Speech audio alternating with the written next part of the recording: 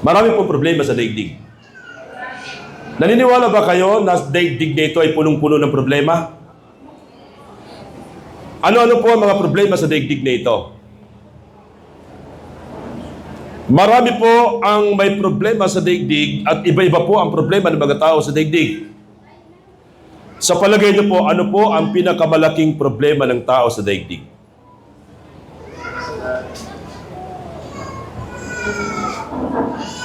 Sino yung may sabi, Pastor? Ang problema po talaga ay pera. Tama ba? Pera ba ang problema sa daigdig? Sa ating government, sa kasalukuyan po, ang problema po ay... Ano ang problema? Corruption. Bakit may corruption? Dahil may pera. Bakit may corruption? Dahil naging sakim. Bakit may corruption? Dahil, mga kapatid, ang sabi ng banal na kasulatan, ang tao nagkasala, walang matuwid, wala kahit isa. Sino po ang naniniwala sa inyo sa Panginoong Hesukristo? Naniniwala ka ba na ikaw ay makasalanan? Sige nga, naniniwala ka ba na ikaw ay makasalanan? Yan. Pasabi, amin. Pastor, aaminin ko po. Umaamin po ba kayo na kayo makasalanan? Yan ang problema ng tao sa buong daigdig. Sabi ng banal na kasulatan, lahat ng tao nagkasala, walang matuwid, wala kahit isa. Kaya yun po ang pinakamabigat na problema sa buong daigdig. Pati problema natin sa government. Bakit? Ang yaman sana ng bansang Pilipinas, mga kapatid, ang mga senior citizen sana ay libre na sa Jollibee. Hindi lang 20%. Libre na sana sa pagpapagamot. Dahil ang tao nagkasala, mga kapatid, pumasok ang iba't ibang klaseng sakit at karamdaman. Ang tao, pag malakas pa po, ay lumalayo pa siya sa Diyos. That's the reality. Ang tao, pag wala pang sakit, lumalayo pa kay Lord. Saan na pupunta? Pag malakas. Pupunta sa beer house. Saan? Sa sabong. Asin pa? Saan? Sa casino. Saan pa? Sa karirahan. Sa ballroom dancing. Alam niyo po, normal po sa tao, dahil ang tao na palayo sa Panginoon, nagkasala, ang tao po pag malakas pa kung saan-saan pumupunta. Pero, that's the reality. Pag ang tao po meron ng sakit at karamdaman, lalo na higit sa lahat, ang sakit ay mga major sicknesses and diseases, at sasabihin sa'yo ng doktor, may taning na ang buhay mo, anong mangyayari sa tao? Lalapit na kanino? Yan. Pag may pera, lalapit na agad sa doktor. Pag may pera, pupunta na agad sa Amerika, magpa-check up. Pag may pera, lalapit na kung kani-kanino mga doctors, mga kapatid, at pipilihin ang lahat ng gamot. Pero ang tanong, kaya bang magdugtong ng buhay, pigilan ng buhay, na para wag mamatay ng isang doktor? Kaya po? Kasi kung mayroon lang sana ng doktor na kayang pigilan ng buhay ang kamatayan sa buhay ng tao, mga kapatid, hindi na sana namatay ang ating dating Pangulong Ferdinand Marcos sapagkat siya po ang pinakamayaman sa buong Asia. Hindi na sana namatay ang ating mga papa sa Roma sapagkat sila may mga pera. Hindi na sana namatay ang mga religious leaders sapagkat sila po ay napakaraming mga pera, mga kapatid. Hindi na sana namamatay ang mga doctors, mga scientists. Pero ang problema, kapatid, gaano man kayaman ng tao, kahit 40 pa ang kanyang sasakyan. Parang chismosa kayo, para may alam kayo. Kahit 40 pa ang kanyang sasakyan, hindi kayang pigilin ng pera, ng doktor, ng scientist, ang buhay ng tao. At kahit si Elon Musk, hindi na kayang pigilin ang kanyang buhay. Ang may kakayahan lang magbigay buhay ay si Jesus Christ. At nasabi ng banal na kasulatan, lahat ng tao nilikha ng Panginoon ayon sa kanyang wangis at ang may-ari ng buhay ng tao ay si Jesus Christ. In Him was life, in the life was the light of men, and the light shines in the darkness. Hawak ni Kristo ang buhay, at kahit buhay niyo po, hawak ni Jesus. Yan. Pakisabi ka sa katabi mo, hawak ni Lord ang buhay mo. Yan. Kaya wag ka nang lumayo kay Lord. Amen? Sa Kanya tayo babalik lahat. Ang sabi ng banal na kasulatan sa Ecclesiastes chapter 12, ang iyong lupang katawan ay babalik sa alabok. Subalit yung iyong kaluluwa at espiritu, babalik lahat sa Panginoon yan. Kaya babalik tayo lahat kay Jesus Christ. Amen? Kaya ngayon, pinaiimbitahan ka niya. Kasi meron siyang mahalagang sasabihin sa iyo. Pagkasabi sa katabi mo, makinig ka. Yan. Isang araw, sabi ng Panginoon sa aklat ng John, kasama ni Jesus Christ ang kanyang mga disciples. May disipulo si Jesus Christ, 12 disciples. At ang pinakasikat sa 12 disciples ay si Judas. Kilala niyo ba si Judas? Kilala niyo po si Judas? Yan. Kilala niyo po ang ibang 12 disciples? Hindi, di ba? Pero si Judas, kilala natin. Kasama si Judas sa minahal ni Jesus Christ. Amen? Kasama ni Jesus Christ, hindi lang ang mga 12 disciples, meron siyang 120 disciples, meron din siyang 500 disciples, meron din siyang 70 disciples, meron din siyang 500 disciples, at meron siyang more than 5,000 followers. Kasama ni Jesus Christ ang mga tao, mga kapatid, mga masasamang tao, mga makasalanang tao, mga sugarol, mga kurakot sa gobyerno, yung mga tax collectors. Akala nyo ngayon lang may korupsyon?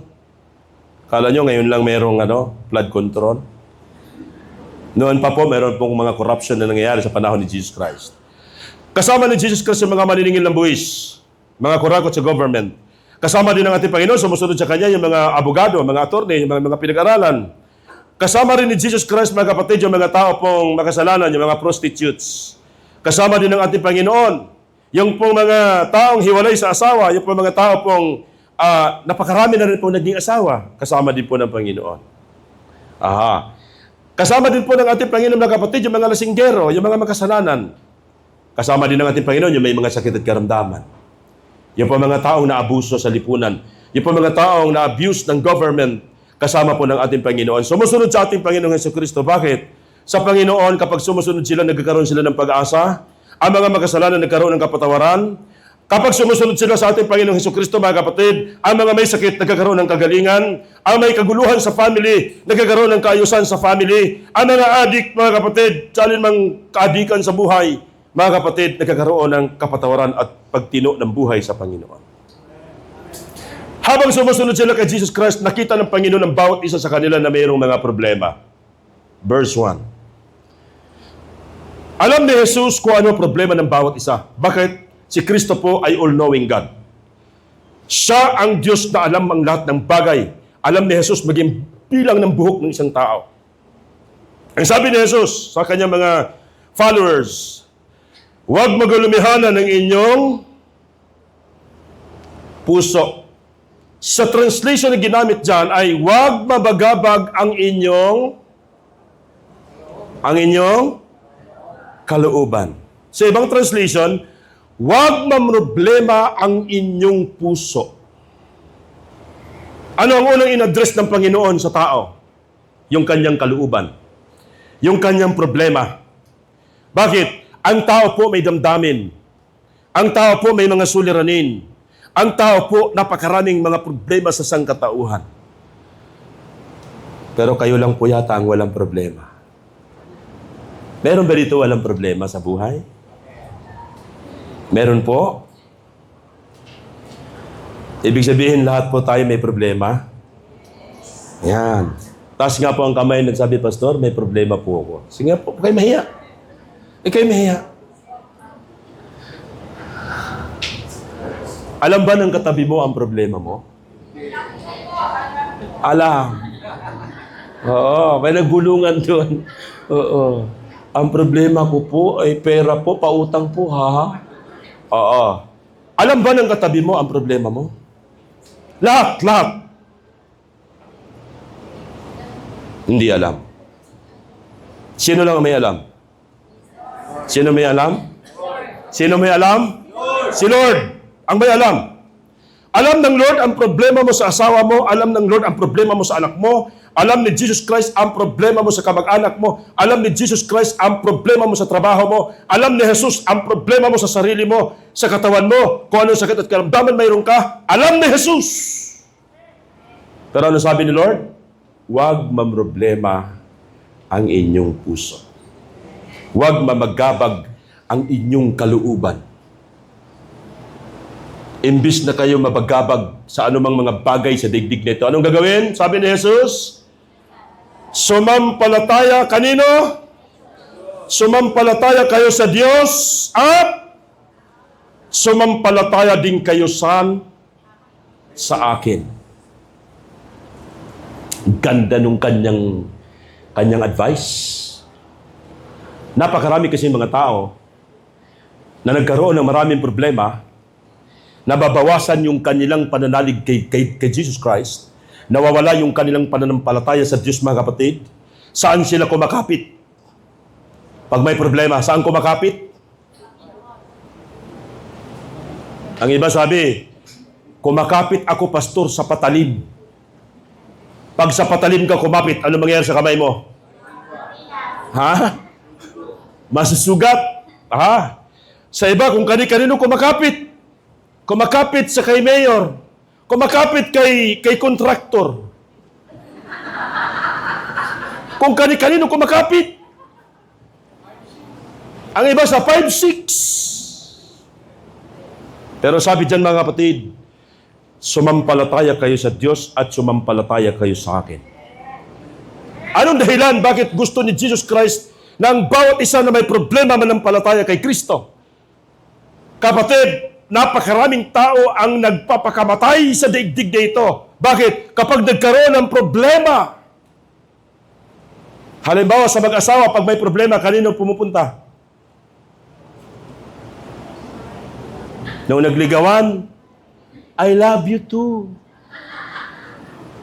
Mwa. Nung nagka-problema na nagka-asawa, kanino pumunta? Kay Tulfo. Kita daming kaso ngayon kay Tulfo. Kasi nga, walang pananalig kay Lord. Walang pananalig. Napunta ang pananalig kung saan, mga kapatid. Pagkasabi sa katabi mo, kay Kristo ka kumapit. Kay Kristo ka manalig. Amen! Ang sabi ni Jesus sa verse 2, sa bahay ng aking ama, meron tinutukoy na bahay. Verse 2, sa bahay ng aking ama ay maraming silid. Sa ibang translation, sa bahay ng aking ama ay maraming mansyon. Saan ang bahay ng ama? Saan ang bahay ng ama? Sa langit. Pastor, totoo bang may langit?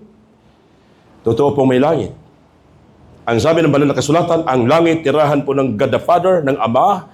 Nandoon ang mga namatay na mga nananalig kay Kristo. Nandoon ang mga propeta, nandoon ang mga disciples, nandoon ang millions upon billions of angels in the heavenly places. Ang sabi ng banal na kasulatan, sa langit, lantay na ginto ang ating dadaanan. Walang korupsyon sa langit, walang magnanakaw makakapasok sa langit, walang kontraktor na mga magnanakaw makakapasok sa langit.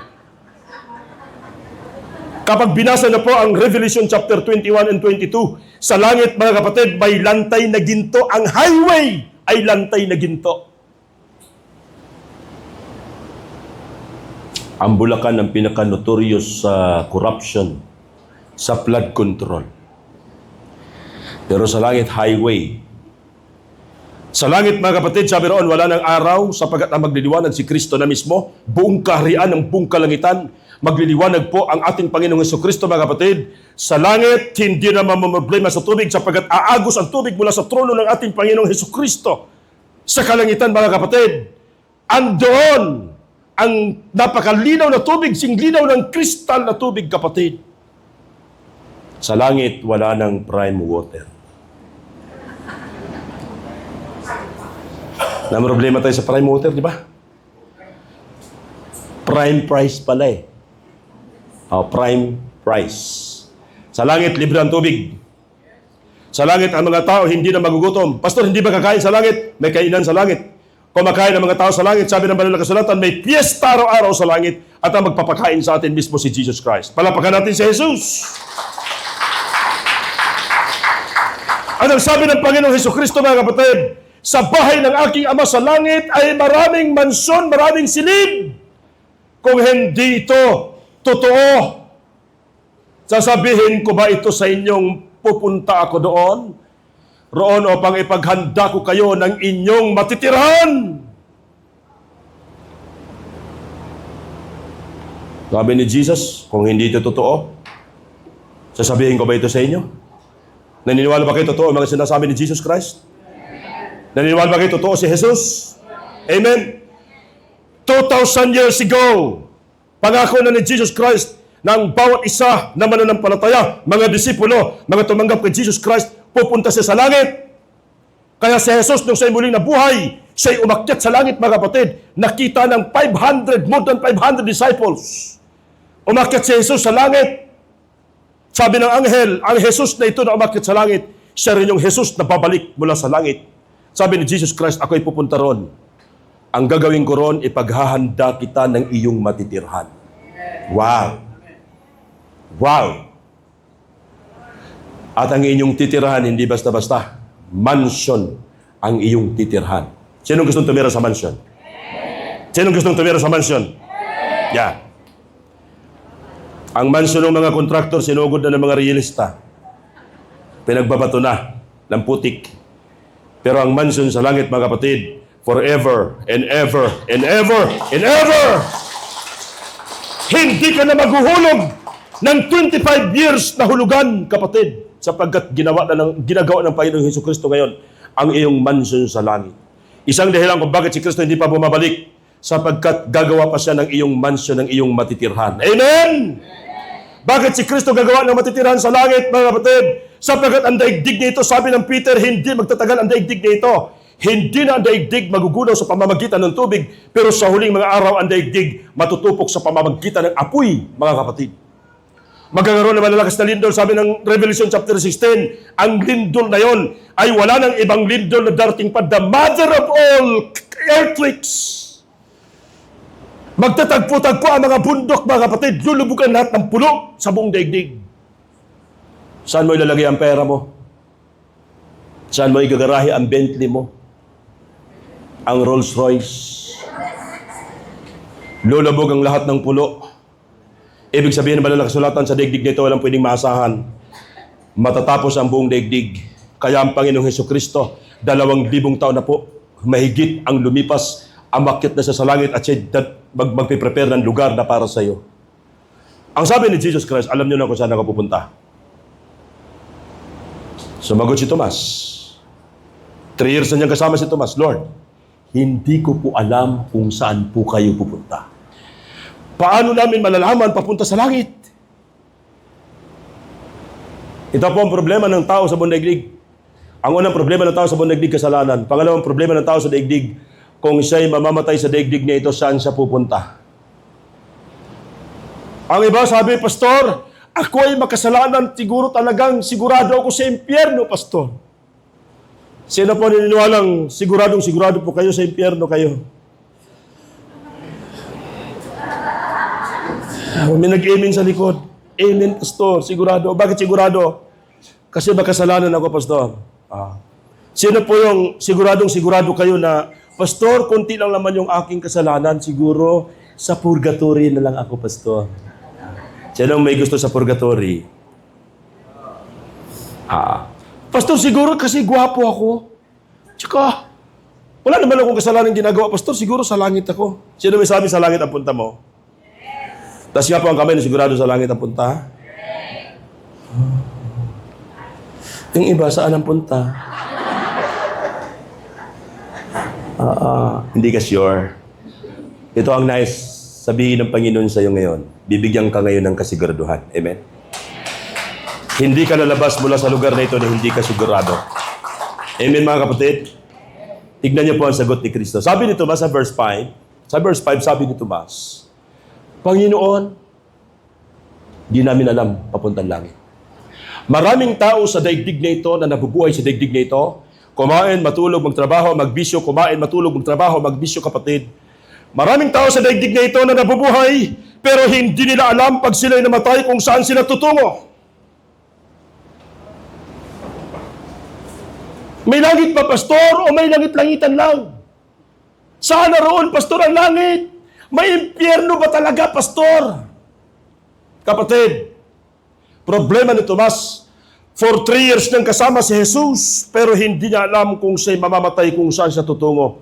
Pero sinagot siya ng Panginoon, salamat kay Jesus Christ, mayroong siguradong kasagutan. Amen? Sabi sa verse 6, verse 6, ang sabi ni Jesus, Tomas, sumagot si Jesus, pakibasa nga po sabay-sabay, sumagot si Jesus, ako ang daan, ang katotohanan, at ang buhay. Walang makapupunta sa Ama. Sinabi ba ng Bible na walang makapupunta sa Ama kung di sa pamamagitan ng relihiyon ko? Sinabi ni Jesus, walang makapupunta sa Ama kung hindi sa pamamagitan ni Pastor Robert. Sinabi ba? Lalo hindi kayo makakarating sa Ama. Sa langit. Walang makapupunta sa Ama kung hindi sa pamamagitan ng mga pari, ng mga ministro, ng mga pastor, ng mga relihiyon. Sinabi ni Jesus, maliwanag pa sa sikat ng araw, walang makapupunta sa Ama kung hindi sa pamamagitan ni Jesus Christ. Amen ba, mga kapatid? Palapakan natin si Jesus! Ang tanong, bakit si Jesus ang daan patungo sa langit? Bakit? Bakit hindi pwede ang ating Papa sa Roma? Bakit hindi pwedeng ang daan patungo langit ay ang mga albularyo? Bakit hindi pwede maging daan patungo langit yung mga religious leaders, yung mga abogado, yung mga matatalino, yung mga mayayaman? Bakit? Bakit si Jesus ang daan patungo sa langit? Sabi ng banal na kasulatan, kapatid, si Jesucristo ang Diyos na nagkatawang tao. Hindi pwedeng maging tagapagligtas ang isang tao lamang. Ang pwedeng magligtas sa'yo, ang Diyos na nagkatawang tao. Si Jesucristo, bagamat siya'y Diyos, siya'y nagkatawang tao para ikaw at ako ay kanyang abutin. Amen? Kaya siya sumama sa mga makasalanan, nakisalamuha sa lahat ng uri ng tao, kapatid, dahil si Jesus ay Diyos na nagkatawang tao. Ano pa po, bakit si Kristo ang daan ng katotohanan? Si Jesucristo ang ipinako sa krus ng Kalbaryo para ikaw at ako, ang iyong kasalanan ay mabayaran. Amen? Hindi ang relihiyon ang nakapako sa krus. Marami mga taong nakikipagpatayan sa relihiyon, kapatid. Pero hindi po ang relihiyon ang napako sa krus ng Kalbaryo kung hindi si Jesus. Amen? Ang sabi ng banal na kasulatan, ang pagkapako ng Panginoong Jesucristo, ang kanyang banal na dugo, ang maghuhugas sa kasalanan ng sangkatauhan. Hebrews chapter 9 verse 15 hanggang verse 11 hanggang verse 15. Ang dugo ni Jesus ay higit sa lahat ng dugo ng mga animals. Kaya maglinis ng iyong kasalanan, ng iyong budhi, ng iyong konsensya. Ano man kalaki ng kasalanan ng tao, kayang linisin ng ating Panginoong Jesucristo. Bakit si Jesus ang daan patungo sa langit? Sapagkat si Jesus namatay sa bundok ng Kalbaryo dahil mahal ka ni Jesus. Siya nag-alay ng buhay para sa iyo. Bakit si Jesus ang daan patungong langit? Sapagkat si Jesus hindi na natiling patay, siya'y muling nabuhay. Si Gautama Buddha ng India, namatay, nabuhay, namatay, pero siya'y hanggang ngayon siya'y patay. Si Mao Zedong ng China, nabuhay sa daigdig, namatay, hanggang ngayon siya'y patay. Ang mga presidente sa buong daigdig, ang mga leaders ng mga imperyo sa buong daigdig, nabuhay. Sila nabuhay sa daigdig nito, isinilang, sila'y namatay, hanggang ngayon sila'y patay. Mga kapatid, marami mga conqueror, sila Napoleon, sila Alexander the Great sa buong daigdig, sila'y buhay sa daigdig nito, sila'y naghari, sila'y namatay, hanggang ngayon sila'y patay. Ang mga Panginoon at tagapagligtas ng mga Kristiyano, si Jesus, siya'y namatay para sa iyo. Pagkaraan na tatlong araw, siya'y muling nabuhay para sa iyo. At hanggang ngayon siya'y buhay. Nandun sa langit, naghahanda ng iyong matitirhan. At sabi ni Jesus, pag naipaghanda ko na ito, siya'y muling babalik. At anong gagawin? Kukunin ka niya. Bakit anong gusto ng Panginoon? Kung saan siya nandoon, kayo man din ay dapat nandoon. Isang dahilan, palapakan natin si Jesus. Sinong gustong tumira kung saan si Jesus naroon? Sinong gustong tumira ng God the Father, ang God the Holy Spirit, ang God the Son, makikita mo ng mukhaan kasama ang mga anghel? Amen! Isang dahilan kung bakit inimbita ka ni Jesus Christ. Ginamit lamang po kami, kapatid, dahil gusto kanya makasama sa kanyang kaharian. Amen? Amen? Si Jesus ang katotohanan ng buhay. Ang una po natin tandaan, si Jesus ang daan patungo sa langit. Hindi relihiyon. Hindi kung ano lang pa man ang ating kakayahan para makarating ka sa langit. Si Jesus Christ lamang ang daan patungo sa langit. Pangalawa, si Jesus ang katotohanan ng buhay. Amen? Ang iba kasi mga sinungaling, maraming fake news, maraming peke, maraming nagsasabi ako ang kaligtasan, maraming nagsasabi ako ang Kristo, dito kayo sa akin, maraming nagsasabi pasok kayo sa aming relihiyon, maliligtas kayo. Pero ang katotohanan ng buhay ay si Kristo lang. Amen? Bakit si Jesus ang katotohanan ng buhay? Walang fake news kay Jesus Christ. Pagpatungkol sa buhay ang pag-uusapan, kapatid, si Kristo lang ang katotohanan. Amen? Pag sinabi ni Jesus Christ, mahal ka niya, totoong mahal ka niya. Pag sinabi ni Jesus Christ, makasalanan ka, totoong makasalanan ka, pero totoong patatawarin ka niya. Amen?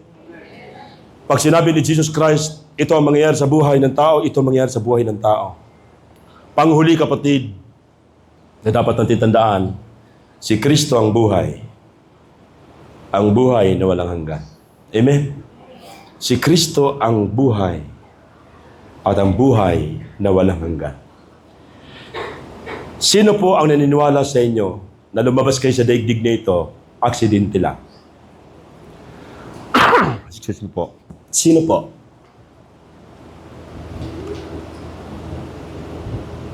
Pastor, lumabas ako sa daigdig na ito kasi pinilit ni Daddy si Mommy.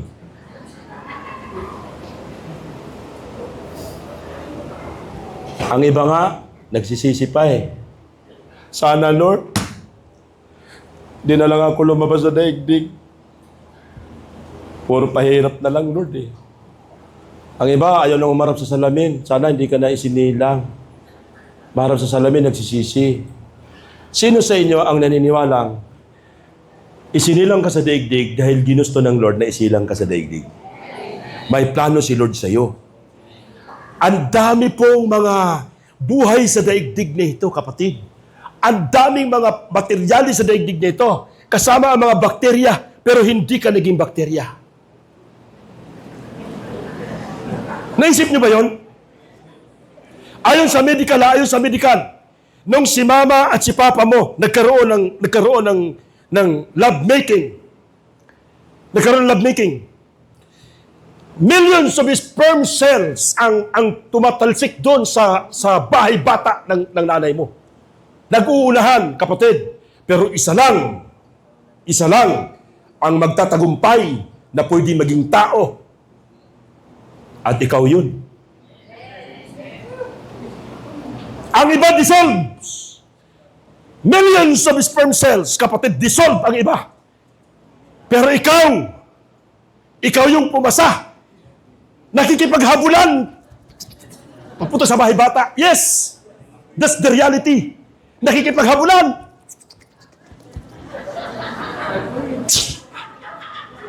Jerry.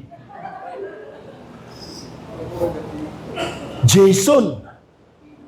Wow! Nung nabuo ka sa sinapupunan ng nanay mo, kapatid, matagumpay ka na. Palapakan natin si Jesus. Aksidente ba yun? Hindi. Ginusto ng Diyos na isilang ka sa daigdig na ito. At sabi ng banal na kasulatan, na kay Jesus ang buhay. At si Jesus ang buhay na walang hanggan. Kaya huwag mong pagsisihan na isinilang ka sa daigdig na ito. Matuwa ka. Hindi ka naging manok. Kasi kung naging manok ka, 45 days ka lang. Chicken joy ka na. Kung naging baboy naman, patiner. 3 months, pastor, ditsuni na. Lalo naman kung naging lamok. Di ba? Kaya ang iba, hindi nila tinitreasure ang buhay na bigay sa kanila ng Panginoon. Treasure mo ang buhay na bigay sa iyo ng Panginoon. Mahal ka ni Jesus. Amen!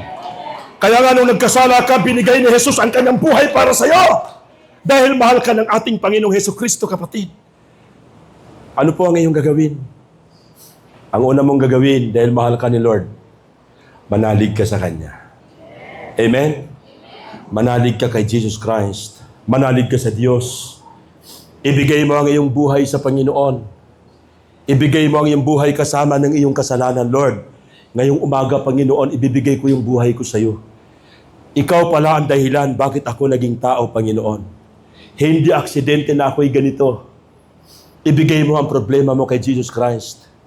Pinipintasan ka ng mga kamag-anak mo, ng mga kaibigan mo, sinisisi ka ng mga anak mo, sinisisi ka ng asawa mo, na sana hindi na lang ikaw ang napakasalan. Nagsisisi sila. Kapatid, ibigay mo ang problema mo kay Jesus Christ. Ibigay mo ang buhay mo kay Jesus Christ. Sapagkat si Jesus ang daan, ang katotohanan, at ang buhay.